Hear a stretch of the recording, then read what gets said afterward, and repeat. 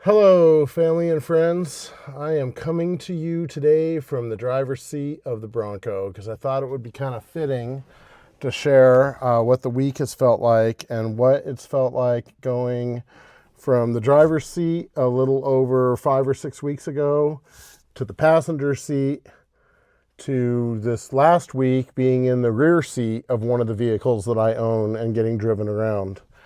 And while I generally try to make my videos very positive and very sharing what's going on and what the different things, and I'll continue to do that, I also want to be real. And I want to tell you, this last week, I can think of a couple times in my childhood. I can think of, some times in marriage, sometimes as being a father. I can go through the 50 years of my life and think of some of the worst times of my life. And I can honestly tell you, this last week has been at the very top of the list. There's the You guys got to stop me from doing this. The the thing about this last week is I took on more than I should have. And here's the deal. It's my job to make this easy on everybody else. If I do this right, then it should seem like almost nothing's wrong. And most of the time, I do a pretty good job of doing that. So when I am struggling, when I'm trying to do something and everything is fuzzy and everything is not normal, or when I'm not in my home environment, when I'm in a place that I'm unfamiliar with, I have to work so much harder to think ahead. Think of my steps, literally my steps. Think of the number of things it's going to do for me to get something done. And it is exhausting. And what I learned at being at somebody else's home with a multi-family vacation was that I wasn't ready. I thought that I could shift gears from one week to the next, from having a perfectly 100% working good eye to having this blurred vision all the time. Because when I'm at home, I start to trick myself into thinking I'm fine, that maybe I'm getting better, that maybe my vision's clearing up. And the reality is, it's not. I just have more confidence when I'm at home. And then when I leave home, I have to take on all of these things that help me, which have only been self taught at this point. I have not been assigned a caseworker yet. I haven't received any tools yet, or training, or anything. So everything is just best guess on what might make things easier. The reality is, right now, I'm like Jekyll and Hyde. And I feel for my wife probably more than I do anybody else, because one week I'll say, no, I want to be independent. I want to figure things out. I want to stand on my own. And then the next week I'll say, why aren't you helping me? Why are you letting me do this all myself? Why am I alone? And if you've ever been married, you might know that there's a little bit of Jekyll and Hyde, hopefully, in all of us and not just me. And the biggest problem I have is I just want everybody to read my mind. I just want everybody to understand that I'm struggling when I'm struggling and I'm not when I'm not. And that's an impossible thing to ask. So the reality is, the 1 week vacation was a bad idea. The 1 week out of town was a bad idea. I should have just done a short 1 day trip with my wife to kind of experiment and try things out. And I made it difficult on myself, which and then just made it miserable. And so what I've learned is I need to slow this truck down. I need to learn how to drive again, not physically because I'm not allowed to, but I need to just give myself a little bit of room.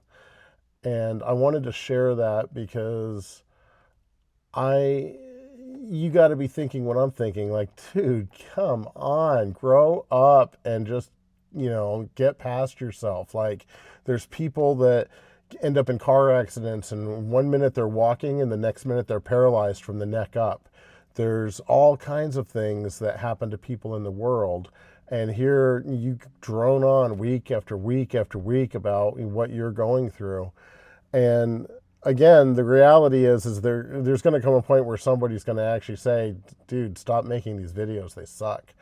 But right now, what people are saying is, this is really helpful. This is really eye-opening, and lets people into the veil.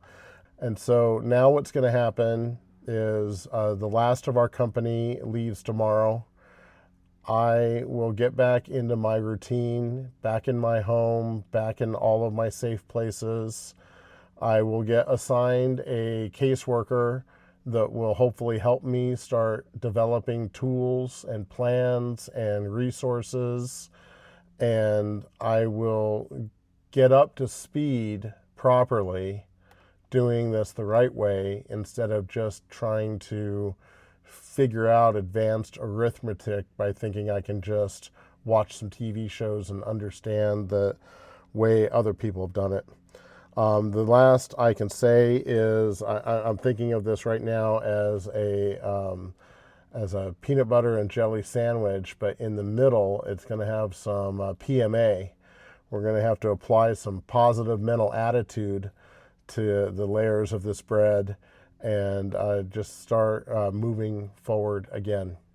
So thank you, as always, for all the prayers. I promise they're helping, and I promise that even in the darkest, deepest moments, I'm learning and I'm figuring stuff out, and I'm looking forward to rebuilding into what is destined. And so we all got some type of struggle. It's mental, it's physical, it's something. And I'm just going through mine right now, and I just happen to be sharing it with you. So I'm going to share some of the stuff from the Meta Glasses this week. I love you. All right, friends and family. We were on a vacation, and just being away from home for several days, I got a little bit overwhelmed.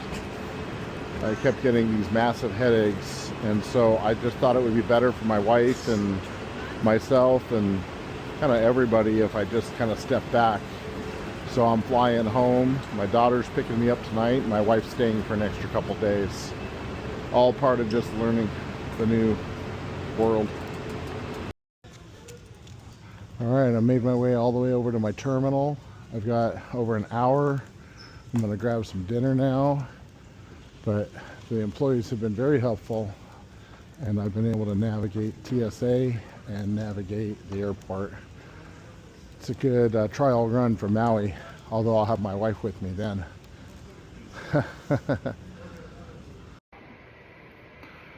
All right, I'm going to ask you a question, and this is as clean as it gets.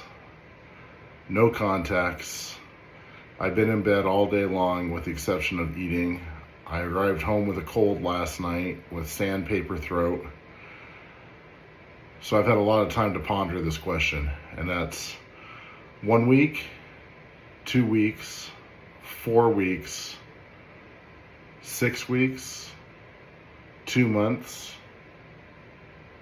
6 months, or a year. What's the right number? What's the right number to adapt from a life-changing event, to shift gears overnight? Honestly, I thought it was a week for me. I thought I could just adapt that quickly. Life changes, it happens. And the reality is, while I may have been able to adapt fairly quickly at my home, I wasn't able to adapt out in the real world. I didn't realize the emotional toll it would take, the amount of time that it would take, the amount of thought and energy it would take to do everyday life outside of my home. And I learned that over these last few days as I've had time alone to unpack, arriving home last night at 11:30 at night, spending time on the plane by myself and time in the airport by myself, time at home by myself with a cold today and a sandpaper throat, and in bed all day long except to eat lunch and eat dinner. And what I've really realized is I didn't take the time to adjust. I didn't take the time to get the help I needed. I didn't get the time to get the assistance that's coming in the next couple weeks. And so I share that at my most raw, my hair unkept, and my big old huge glasses on, to say that life takes a left turn sometimes. And sometimes we want to go right, or we want to go straight, and we want to go as fast as we can. And while TV and movies teach us to slow down, sometimes our own egos get in our own way.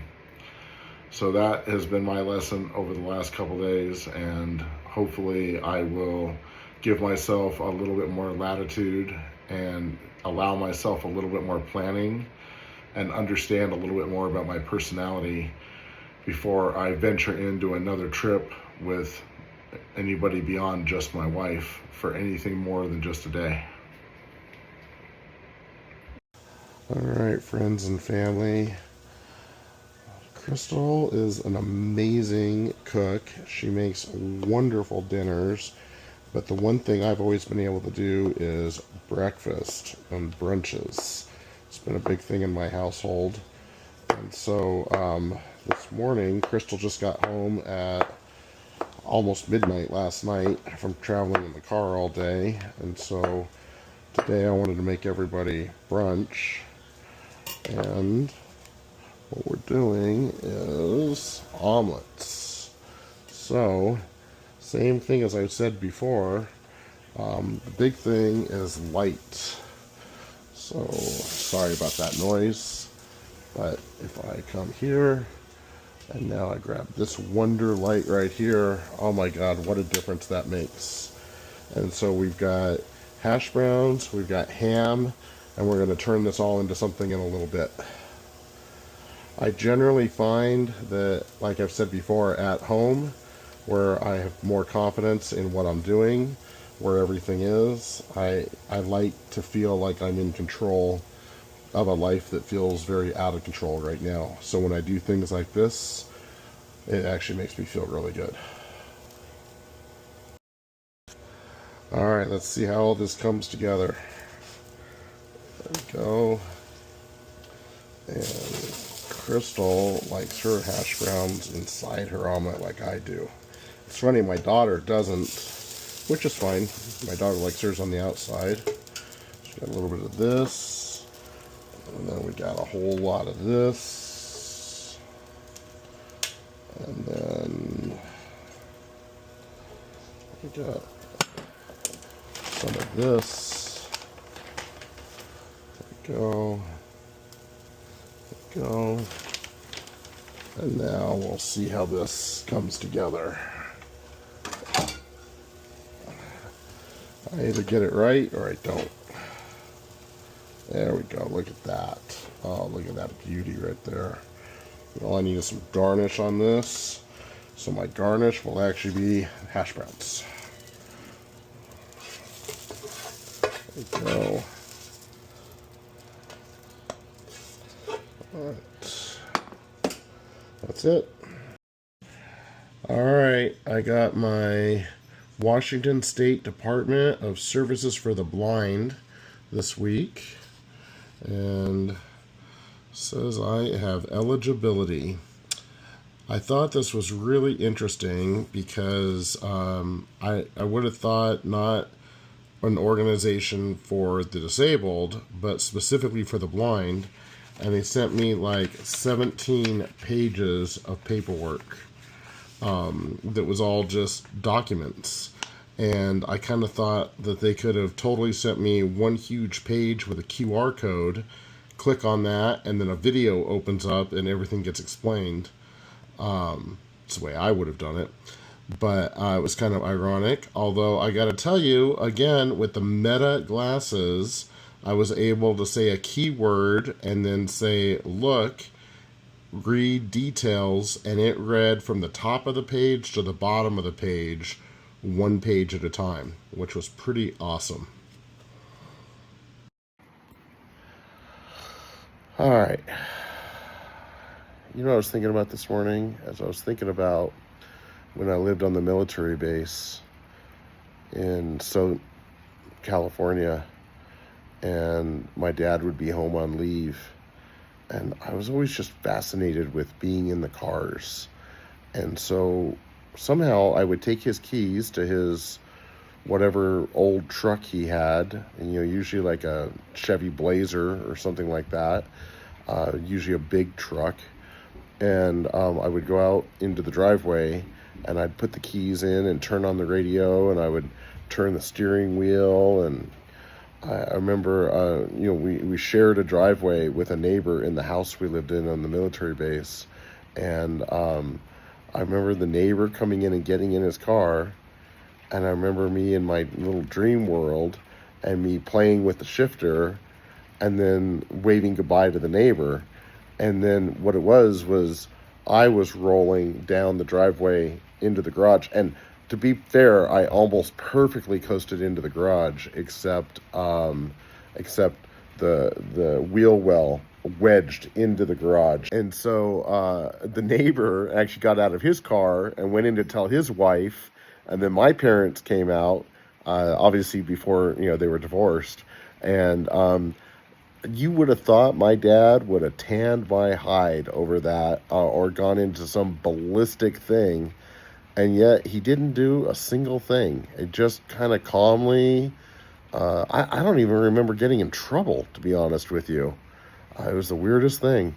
But saying all of that, here I am at, 50, probably, 40, a little over 40 plus years later, and my dad's 1996 Bronco, and I'm living in the reality that while it just seems like a month ago I was getting the air conditioner fixed and had a bunch of work done on it, and getting home from driving it and telling my wife just how much I really enjoyed driving that vehicle. And just in the flip of a switch, I was told that I couldn't drive it anymore. And so that is what I'm going to go with as a loss of independence. And my wife knew the day the doctor said, "You're legally blind," the very first thing my wife said is, the thing that Sean's going to struggle with is not being able to drive anymore. And while we can all identify with that, just the freedom that comes with just being able to run out and do an errand, we all know that to lose that is, something that is, again, a loss of independence.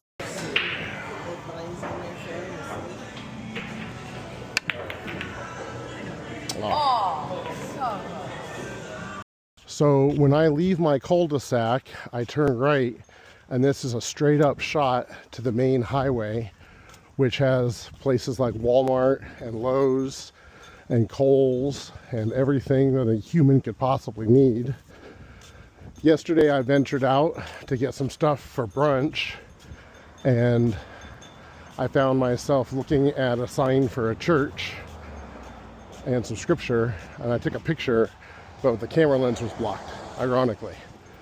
So last week I was planning on being in church, but it didn't work out timing wise.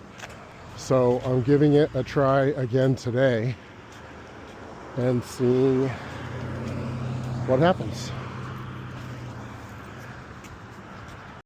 The sign that was lit up yesterday is off today because the power's out in the neighborhood. So this will be very ironic with my vision loss. This plank of lumber in his eye disqualifies him for removing the speck from his brother's eye because he can't see straight. A half-blind eye surgeon has no business in someone else's eye. I'm not going to go to that kind of eye surgeon. So in speaking to this brother with the plank in his eye, Jesus says at the end of verse 42, "Hypocrite, first remove the plank from your own eye and rough." I'm not a medical doctor, but I would have to conclude that that's what you want to do. Be gentle. You could probably, if you're not gentle, I would assume that you would probably do more harm than good. You've got to be gentle. Gentle, gentle, gentle. It's interesting that as Jesus addressed the matter of restoration, he used a metaphor that involves the eye. He spoke of removing a speck out of an eye. The eye is very sensitive. The reflexes of our body are geared to protect our eyes. If you've ever had to get contacts, you know this. You know, it's like learning how to put a contact in your eye. It's challenging because you're like, whoa! Sensitive. The eye is very, very sensitive. So anything that has to do with the eyes, you have to be gentle. It's a gentle thing to remove. You got to be gentle in removing that speck from the brother's eye. No. So the person, the good tree, bears good fruit. Good fruit. The good tree represents a sincere believer in Jesus Christ. We have the capacity to bear good fruit because the Holy Spirit dwells within us. Good fruit really originates from the enabling power of the Holy Spirit. We will endure every storm. The house is not going to fall. It's founded upon the rock. And there have been some storms. The older you get, the more weathered you are. Right? Some tenacious storms can come against us. But we're founded upon the rock and we'll never fall. Well, I just finished church up the street, and the passages and scriptures were very fitting for where I am in the season of my life right now. But I love a movie called Steel Magnolias, and I love Dolly Parton in that movie. And she's got this great scene where her friend is all upset that they're not going to make it to the normal church. And Dolly says something like, God doesn't care what church you go to, he just cares that you're in church. And I think it's cool because it represents all walks of life and stages of life. And I think that for me, God just needs a meeting place. And he uses different people and different places, and even the situation that I'm in. And he's just using it as a way of drawing me into some personal time with him. So that was very good for me today. It's been a very long week, and it's time for me to unpack everything and continue to assemble the right blocks and the right boxes and the right tools and everything needed to get me back to thriving instead of falling. And this is now volume 4, so we'll see what happens between this week and next week. I promise no matter what, I'm not going to roll up these windows. I'm not going to turn on the engine. Nothing like that. I love life. I love people. I love friends. I get charged up from everybody. I just need a second to figure myself out in my new world. And so if it seems in any way that you see me and I'm just acting differently, or maybe I'm verbalizing myself better, maybe I'm explaining myself better, I know my kids probably would appreciate that. And probably my family. So anyhow, love you guys, and we'll see you next time.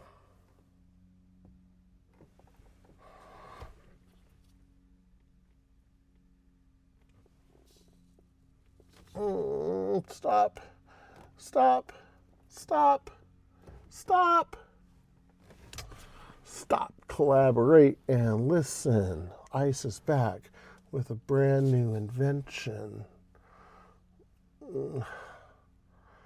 Just your work. Just your work.